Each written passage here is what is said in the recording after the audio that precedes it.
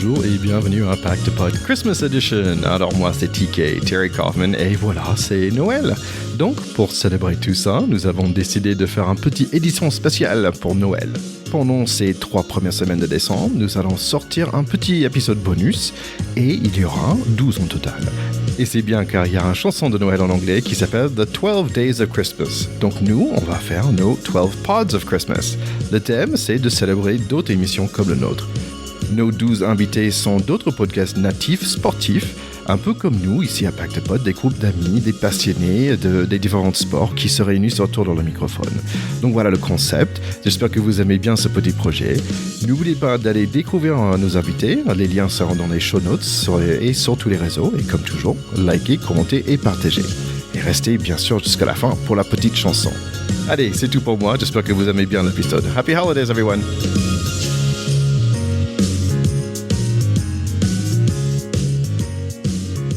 Alors, je suis très content d'avoir avec moi pour ce First Day of Christmas, un des premiers podcasts sportifs français que j'ai écouté. Alors, c'est Winston avec son superbe podcast qui s'appelle Les Chroniques de Motor City. Salut Winston! Salut Thierry, ça va? Ouais, très bien. Écoute, je suis content de te revoir de nouveau. Ça fait 1 an maintenant qu'on ne s'est pas vu. Mais en fait, je voulais te dire, il y a 2 raisons que je t'ai choisi pour être le premier. Est-ce que tu sais pourquoi? Peut-être parce que je t'ai invité l'année dernière et tu me rends la politesse. Ouais, ça se voit. En fait, maintenant, il y a 3 raisons. En fait, le tout premier, c'est parce que, en fait, moi, je trouve que tu as le podcast natif vraiment le plus classe, super bien produit, avec un vrai talent de storytelling, un recherche de dingue.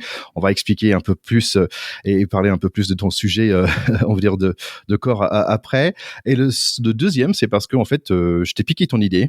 C'est toi qui m'as invité l'année dernière pour faire le calendrier de l'Avent. Tu avais fait 24 épisodes en décembre et je pensais que c'était formidable, mais beaucoup de boulot. Donc, j'avais pas le courage de faire 24, mais j'ai quand même fait, on va faire 12 là pour correspondre à cette chanson, The 12 Days of Christmas. Donc merci d'être venu. Avec plaisir, merci à toi de m'inviter, ça fait plaisir de venir chez toi pour une fois. Voilà. Alors, première question. Normalement, c'est pourquoi ce sport, donc le sport NBA basket, mais en plus, pourquoi cette équipe en particulier? En fait, moi, j'ai découvert le basket aux alentours des années 2000, début des années 2000.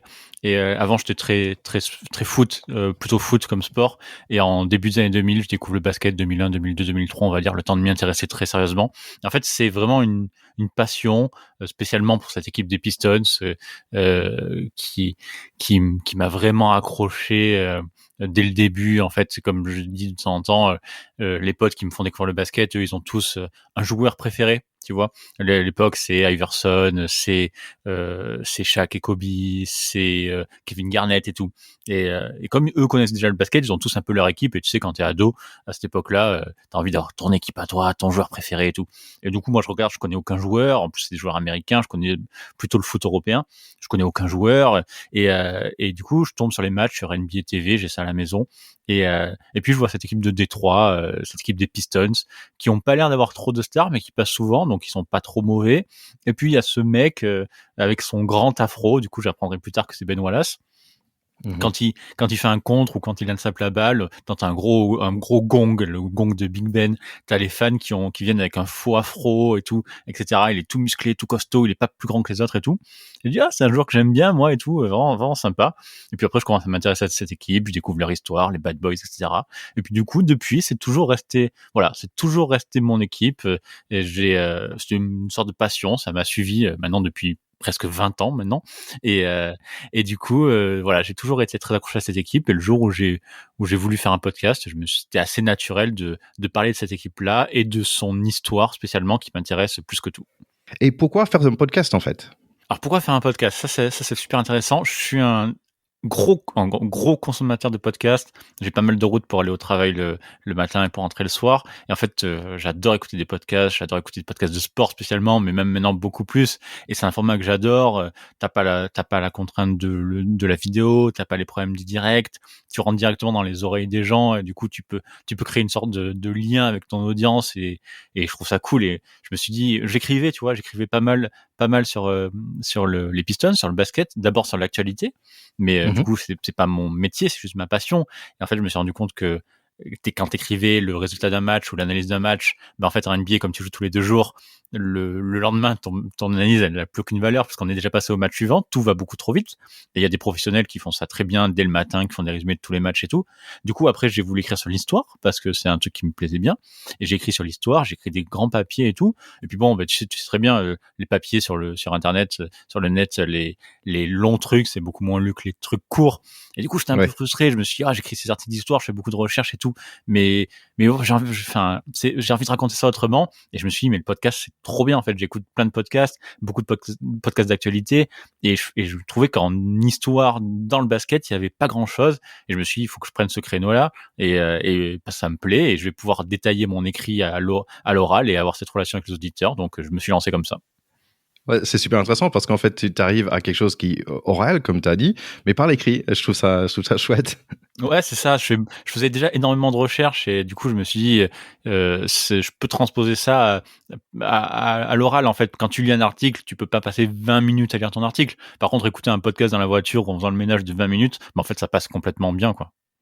Ouais, non, c'est intéressant. Il y a une autre chose que le podcast m'offre personnellement. Moi, j'étais un peu attiré par la vidéo et tout, mais c'est hyper complexe. En fait, il faut être bien équipé, beaucoup d'équipements et tout ça. Et en fait, de faire un storytelling avec les vidéos, ça prend énormément de temps. Et je pense que le podcast, c'est un peu entre deux où en fait, on fait un travail d'écrit et après, mais là, il y a une réalisation qui est assez rapide et on peut, allez, dizaines d'heures, on peut sortir un super épisode. Donc, j'ai dit dizaines d'heures, ça dépend de la personne, ça dépend le montant de temps qu'on va mettre dedans. Mais je trouve ça, j'adore une chose que j'adore dans le podcast, c'est que tiens, j'ai fini un épisode et j'ai toujours la banane quand j'ai fini un épisode. Ouais, je suis assez d'accord avec ça. J'adore le format. Je passe beaucoup de temps à faire les recherches et après j'enregistre. C'est toujours un plaisir. Tu coupes un peu, mais t'as pas justement tout ce travail que tu dois avoir, j'imagine, à la vidéo où t'as cette contrainte visuelle que tous les plans aillent bien, que tu fasses la bonne tête, pas la mauvaise grimace et tout, etc. Que t'aies le super setup. Là, je peux être au fond de mon bureau avec du bordel partout, mais c'est pas un problème parce que c'est que la voix qui compte. Ouais, c'est exactement ça. Allez, tu parlais de ton audience, c'est qui alors ton public, qui t'écoute? Du coup, ça c'est assez intéressant aussi comme question parce que du coup, je pensais au début être d'abord écouté par des fans purs et durs des Pistons qui connaissaient les joueurs, qui connaissaient les histoires et tout, etc. Et en fait, j'ai découvert qu'il y avait plein de gens qui m'écoutaient. Juste parce que déjà ils étaient curieux de cette franchise-là. Du coup, tu vois, ils suivent le basket, ils ont leur équipe préférée, peu importe laquelle c'est. Et en fait, comme le basket, et la NBA, c'est finalement un petit monde, tu vois, t'as tes 29 franchises, t'as pas de montée, de descente, c'est une ligue fermée. Du coup, tu retrouves toujours les mêmes franchises. Les Pistons sont là depuis longtemps. Et en fait, les gens, ils ont beau être supporters des Lakers, des Celtics ou des Knicks, peu importe. En fait, les Pistons, ça a toujours fait partie de leur environnement. C'est l'équipe contre qui ils se battent. Et du coup, ils se disent, bah ouais, là, ce gars-là, il raconte leur histoire et du coup, ça peut être intéressant, ça m'intéresse. Et donc ça c'est déjà une première partie. Et puis il y a aussi une deuxième partie de gens qui connaissent le basket en règle générale et qui disent du coup j'ai pas d'équipe forcément de cœur et je suis intéressé par un peu tout le monde et je suis très intéressé par l'histoire de cette ligue parce que faut savoir que la NBA fait énormément de choses pour son histoire. Elle rappelle toujours les performances des anciens. Tu vois, là récemment c'était la saison des 75 ans, du coup elle a fait son classement des 75 meilleurs joueurs de toute son histoire. La NBA capitalise beaucoup son histoire, ça lui permet de comparer tel joueur a marqué 30 points pendant 5 matchs d'affilée, personne l'avait fait depuis machin il y a 30 ans, tu vois, ils appuient beaucoup là-dessus et du coup les gens sont très curieux de l'histoire de la NBA et du coup j'ai trouvé une vraie audience, un vrai public qui était très intéressé par ça, même s'ils n'étaient pas fans des Pistons en fait. Et bien sûr, il y a la petite partie des fans des Pistons, le petit noyau dur qui connaît un peu les joueurs, qui en apprend de temps en temps, ou qui me suit juste par soutien. Mais j'ai aussi finalement trouvé une audience beaucoup plus large. Et le tout dernier point, c'est qu'aussi, je me permets avec ce podcast de parler aussi un peu de société. Par exemple, je te donne l'exemple le plus simple, c'est Earl Lloyd, qui a été le premier coach afro-américain à officier en NBA. Et en fait, du coup, ça me permet de parler de sujets de société beaucoup plus larges, de problèmes de société, les problèmes raciaux aux États-Unis et tout, etc. J'ai parlé des émeutes de Détroit en 67, des choses qui ont un peu moins à voir avec le basket. Et du coup, j'ai aussi une petite partie des gens qui sont intéressés par la culture américaine en règle générale et l'impact du sport l'impact que le sport a pu avoir, pardon. Et du coup, c'est aussi une partie de mon audience. Ouais, super. Donc, si vous, nos chers écouteurs, si vous êtes en train de dire, ah, tiens, moi aussi, j'aime ça, c'est une très bonne raison d'écouter Winston et son super podcast.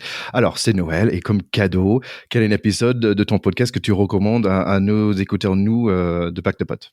Alors, si vous devez commencer les chroniques de Motor City, vous pouvez déjà commencer par n'importe quel épisode, parce que c'est justement un principe de chronique, donc il n'y a pas forcément de fil rouge, à part sur 2-3 épisodes où je fais des références de part et d'autre, mais je pense que l'épisode 23 dédié à Bill Laimbeer peut être très intéressant, parce que Bill Laimbeer, c'est quand même une sacrée personnalité. C'est un podcast que je suis assez content d'avoir mené, parce que je ne retrace pas la carrière de Bill Laimbeer basketballistiquement parlant, peu importe. Je ne retrace pas la carrière de Bill Laimbeer. Je raconte pourquoi c'est lui le plus grand méchant de l'histoire de la NBA.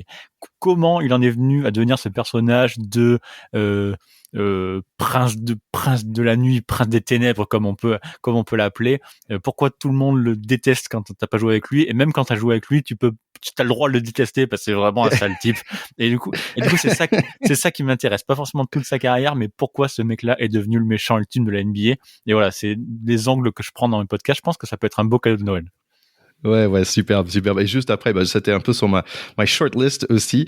Il y a un où tu parles de Isaiah Thomas et sa carrière de All-Star. Juste, non, en fait, tu expliques sa carrière à travers d'un seul match dans le All-Star Game, et je trouvais ça vraiment super bien fait.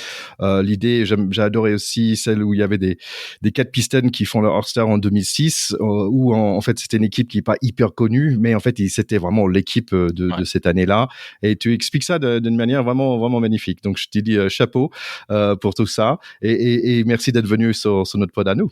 Merci de m'avoir invité, et merci d'avoir dit de si gentilles choses à propos de mon podcast.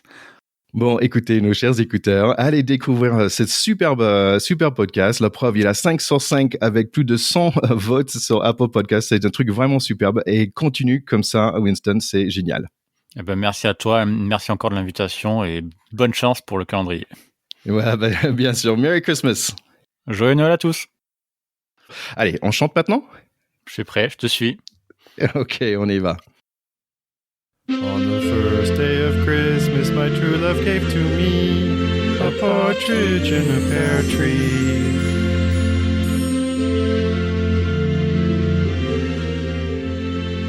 Et voilà pour notre premier épisode, j'espère que ça vous a bien plu. Petit rappel d'aller suivre Winston, il va faire un autre calendrier de l'Avent aussi, lui, cette année, donc il faut pas rater ça. Et vous inquiétez pas, la chanson, ça va être plus long chaque épisode, donc voilà. Bon, Merry Christmas à tout le monde et bon rugby. Ciao, ciao!